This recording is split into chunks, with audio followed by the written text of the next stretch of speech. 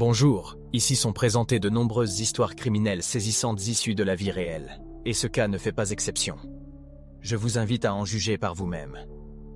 Les apparences peuvent souvent être trompeuses. Derrière une allure attrayante et séduisante peut se cacher un véritable psychopathe. Malheureusement, il n'est pas toujours possible de le comprendre à temps pour échapper à ce cercle vicieux. Alicia Muniz est née le 18 août 1955 à Montevideo, la capitale de l'Uruguay. À l'approche de sa majorité, à l'âge de 17 ans, Alicia a déménagé en Argentine. Elle a obtenu plus tard la nationalité de ce pays. Pendant cette période, cette jeune femme, belle et attirante, a commencé à faire ses premiers pas pour bâtir une carrière dans le mannequinat. Elle rêvait de devenir mannequin ou créatrice de mode. Cependant, à ses débuts, son travail était bien éloigné de la haute couture. Alicia avait besoin d'argent pour financer ses études. Ainsi, elle a travaillé comme danseuse dans plusieurs clubs renommés. Fine, éclatante et charismatique, elle était souvent sollicitée pour participer à ses spectacles. Mais la protagoniste de cette histoire ne comptait pas se limiter à ce genre de prestations. Elle a su établir les bonnes relations et a réussi à monter sur la scène du Teatro de la Ribera. Là, elle a commencé à progresser dans sa carrière. Alicia s'est mise à pratiquer le jeu d'acteur et à apparaître à la télévision. Grâce à son charme et à sa détermination, elle a rapidement gagné en popularité. Finalement, elle est devenue l'animatrice d'un programme télévisé très populaire à l'époque. Tout semblait parfait. Il ne manquait qu'une touche finale, un partenaire charmant à ses côtés. Tout a changé une nuit de l'année 1978, lorsque Alicia a rencontré Carlos Monzon. Le couple s'est croisé par hasard lors d'un dîner organisé par des amis communs après la Coupe du Monde. Cette même année, l'Argentine avait accueilli cet événement marquant. Carlos a immédiatement remarqué Alicia. À ce moment-là, elle avait 23 ans, et Carlos était de 8 ans son aîné.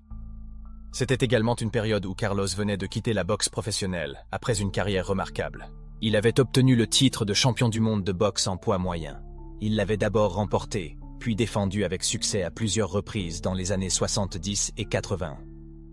Au total, il avait réalisé 14 défenses victorieuses et détenait la ceinture en poids moyen. Invaincu, il avait volontairement décidé de mettre fin à sa carrière sportive au sommet de son art. Reconnu comme l'un des meilleurs dans cette discipline de tous les temps, la popularité de Carlos dans son pays était immense.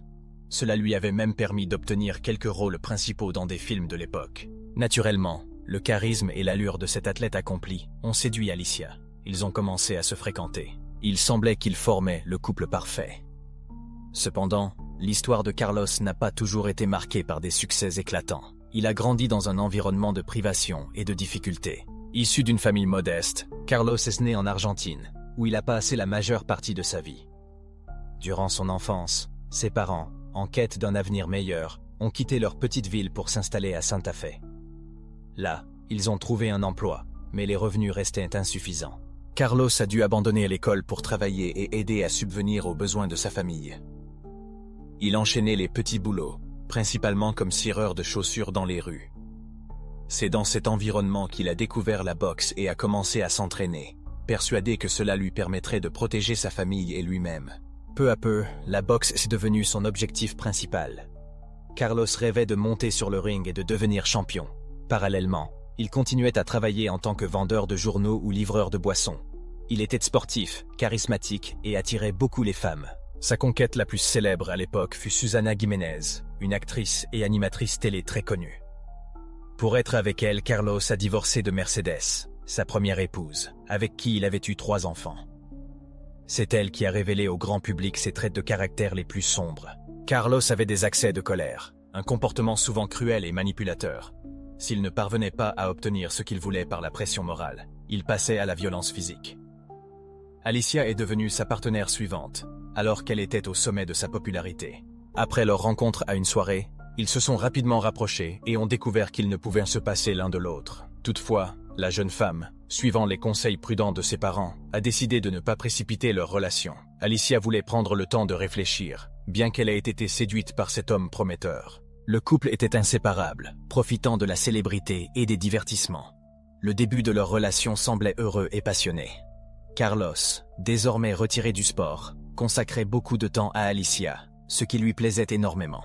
Cependant, dès les premiers mois, elle a remarqué son penchant malsain pour l'alcool. Le célèbre boxeur perdait facilement le contrôle lorsqu'il buvait et adoptait un comportement erratique. Ces accès de colère ont conduit Alicia à envisager une rupture après seulement 9 mois. Comme tout manipulateur, Carlos s'est excusé et a promis que son agressivité ne se reproduirait plus. Naïve et jeune, Alicia a voulu croire à ses paroles, mais rien n'a changé. Carlos était extrêmement jaloux et se comportait comme un propriétaire tyrannique, cherchant à contrôler chaque instant de la vie de sa partenaire. Il a envahi son espace personnel et même entravé sa carrière. Les succès passagers d'Alicia ont rapidement laissé place à des échecs constants. Selon ses proches, Carlos était la principale raison de son déclin professionnel. Elle a quitté la télévision et abandonné le métier d'actrice pour se tourner vers l'univers de la beauté. Alicia a décidé de devenir styliste, et pour cela, son compagnon lui a offert une somme importante pour ouvrir un salon de beauté, comme une énième excuse. Ses élans de générosité contribuaient à la garder près de lui. Cependant, même dans ce domaine, Alicia avait du mal à échapper au comportement oppressant de son partenaire. Aux yeux de leur entourage, elle s'efforçait de maintenir l'apparence d'un bonheur conjugal, laissant croire que tout allait bien. Pourtant, la réalité était tout autre. Malgré leurs problèmes, ils se sont mariés en 1981. Leur lune de miel les a conduits à Miami, en Floride. Peu après leur retour, ils ont annoncé à la presse qu'ils attendaient un enfant, et Alicia était enceinte. À ce moment-là, le comportement imprévisible et le caractère violent de Carlos étaient bien connus du public. Tout le monde s'interrogeait sur leur vie de couple et leur futur rôle de parents. Alicia a cependant affirmé lors d'une interview que l'arrivée imminente de leur enfant avait transformé Carlos. Elle expliquait que son mari était devenu plus calme et attentionné, et considérait cet enfant comme un véritable cadeau du destin. Carlos, autrefois amateur de fêtes, semblait désormais plus centré sur sa famille, ce qui la réconfortait. Il avoua même être reconnaissant envers la vie et sa femme pour cette chance de devenir père. Pour lui, c'était le moment idéal pour fonder une famille, ayant déjà réussi sa carrière et assuré sa situation financière. Il voulait offrir à son enfant une vie bien meilleure que celle qu'il avait connue, marquée par la pauvreté et les privations. Leur fils Maximiliano est né le 28 décembre 1981. Alicia s'est alors consacrée à l'éducation de son enfant, pensant que tout allait bien. Mais Carlos, redevenu calme pendant un temps, est rapidement retombé dans l'alcoolisme. Cela a conduit à de nouvelles tensions, des insultes verbales et finalement des violences physiques. Plusieurs témoins, présents avec le couple dans un célèbre club de nuit, ont confirmé qu'Alicia avait mentionné qu'elle en avait assez des violences de son mari. Les conflits du couple devenaient rapidement publics dès qu'ils partageaient des détails sur leur vie privée. Lors d'une apparition à la télévision, Alicia a tenu des propos bien différents de l'optimisme qu'elle avait exprimé avant la naissance de Maximiliano. Elle a affirmé que Carlos n'avait pas changé et avait seulement dissimulé son comportement problématique en attendant l'arrivée de leur enfant. Alicia a déclaré qu'elle était épuisée par cette relation et qu'elle ne pouvait plus tolérer la violence domestique. Malgré son désir de sauver leur mariage, elle a atteint ses limites. Elle a décrit Carlos comme un grand enfant qui se mettait immédiatement en colère si les choses ne se déroulaient pas comme il le voulait. Après ces révélations, le couple s'est séparé pour la première fois, mais ils ne divorcèrent pas et se réconcilièrent rapidement. Contrairement aux attentes d'Alicia, Carlos ne la harcelait pas et n'exigeait pas de revenir pendant leur période de séparation. Cela lui permettait à chaque fois de convaincre la jeune femme qu'il avait changé. Ces cycles de ruptures et de réconciliation devinrent une routine pour leur couple. Ces événements étaient souvent accompagnés de déclarations publiques que les deux faisaient lors d'apparitions télévisées. Beaucoup voyaient ces interventions comme du pur marketing et non comme le reflet de véritables problèmes ou menaces. En 1986, après leur 4e rupture, Alicia déclara qu'il était impossible de vivre avec Carlos en raison de ses sautes d'humeur incessantes. Carlos pouvait être tendre et chaleureux un instant, puis l'accuser d'infidélités imaginaires l'instant d'après, conduisant souvent à des altercations violentes. Malgré cela, Alicia poursuivait leur relation, mais cette fois par peur pour sa vie. Elle était devenue une habituée du commissariat local, où elle déposait régulièrement des plaintes contre Carlos. Chaque fois que la police était appelée à leur domicile, Carlos parvenait à apaiser la situation en discutant avec les agents, qui repartaient un peu après. Les incidents étaient attribués à des malentendus, et les plaintes d'Alicia n'étaient pas prises au sérieux. À son grand désespoir, elle réalisa que les autorités restaient inactives. Carlos, bénéficiant de sa célébrité et de relations influentes, parvenait à éviter toute poursuite judiciaire. Bien qu'Alicia ait pris des photos pour documenter les violences, celles-ci étaient ignorées lorsque Carlos minimisait les faits devant les policiers. Finalement, Alicia quitta Carlos à nouveau, cette fois déterminée à ne plus revenir. Elle se concentra sur l'éducation de son fils et sur son projet de carrière qu'elle n'avait pu mener à terme à cause des conflits avec Carlos. En 1987, elle reprit son activité dans le mannequinat et lança une ligne de vêtements. Mais, financièrement, elle rencontra des difficultés. Malgré cela, elle persévéra et fit son retour sur les podiums. Cependant, on remarqua souvent des traces inquiétantes sur son corps, notamment des ecchymoses sur ses bras. Tout le monde comprenait la situation. Malgré sa tentative de s'éloigner de Carlos, il continuait à l'agresser, la poursuivant comme dans un véritable cauchemar. Alicia expliqua que Carlos agissait toujours de la même manière. Il arrivait tôt le matin, tambourinait bruyamment à la porte et criait pour entrer.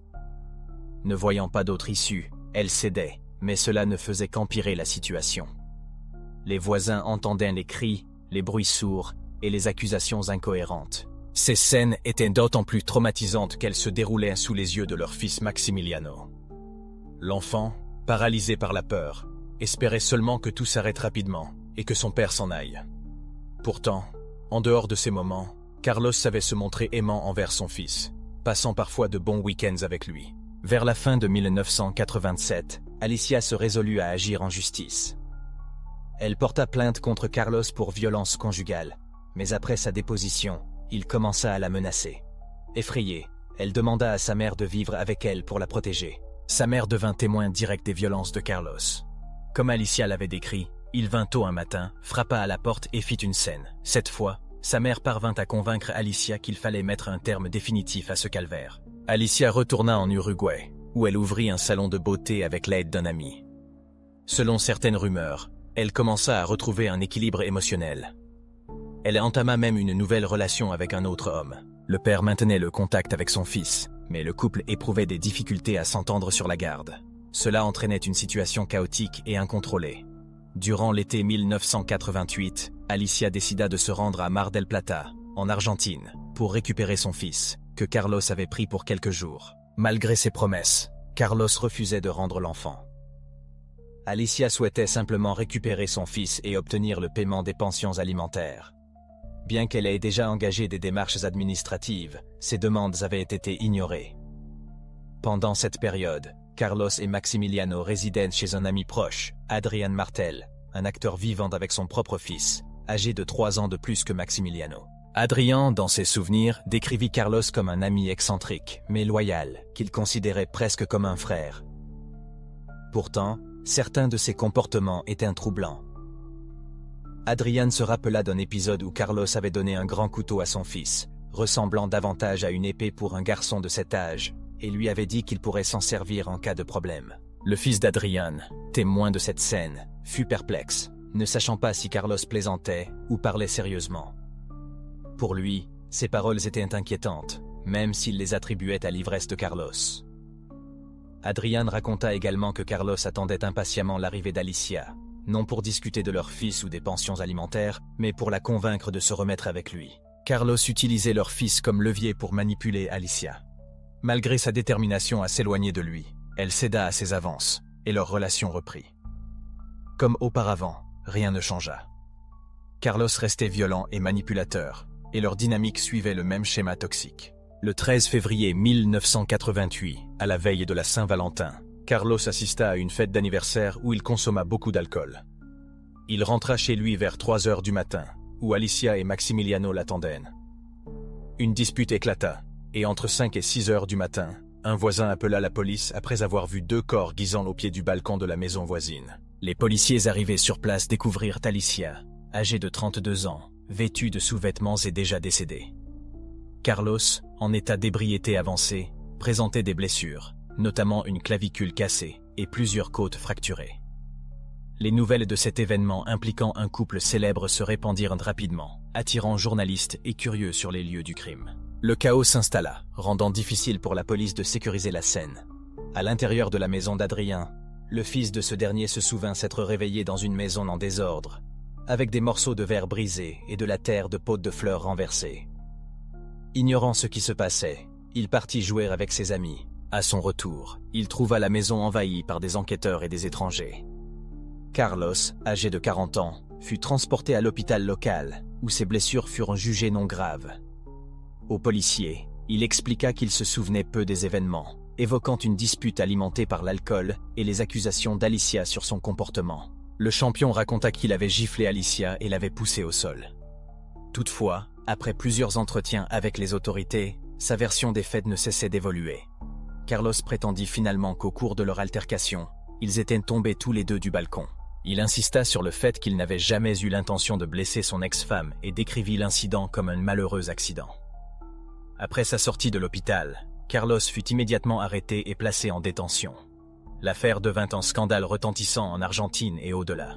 Les photos d'Alicia et de Carlos envahirent les unes des journaux, les émissions de radio et les programmes télévisés. Curieusement, l'opinion publique se divisa en deux camps opposés.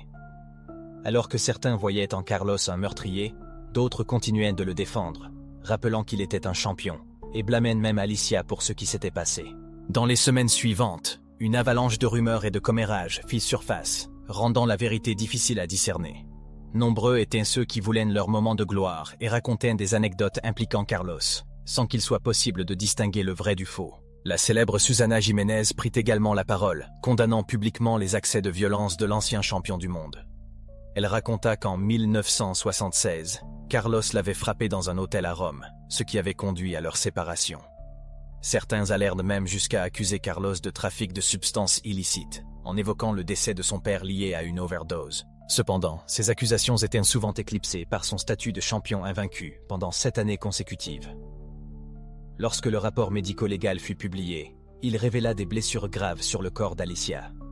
Elle présentait un hématome à la tempe gauche, suggérant un coup de poing extrêmement violent, ainsi que des contusions à l'œil gauche et au coin gauche de la bouche, probablement causées par des coups répétés au visage. Alicia souffrait également d'une fracture de la base du crâne et de la rotule gauche. Ces blessures avaient entraîné une hémorragie interne et un œdème cérébral à la suite du traumatisme crânien. Malgré la gravité de ces blessures, le rapport conclut que la cause officielle de la mort était la chute et qualifia l'incident d'accidentel. Pour ceux qui suivaient l'affaire avec attention, cette conclusion était une évidence de mensonge. Les preuves de violence étaient accablantes, mais elles furent ignorées au profit d'une version minimisant la responsabilité de Carlos. De nouvelles rumeurs circulaient selon lesquelles Carlos tenterait d'échapper à la justice, déclenchant un nouveau scandale. En réponse, la famille d'Alicia fit appel à des experts indépendants pour une contre-expertise. Celle-ci révéla que la mort n'avait pas été causée par la chute au sol, mais par une pression exercée sur le cou de la victime.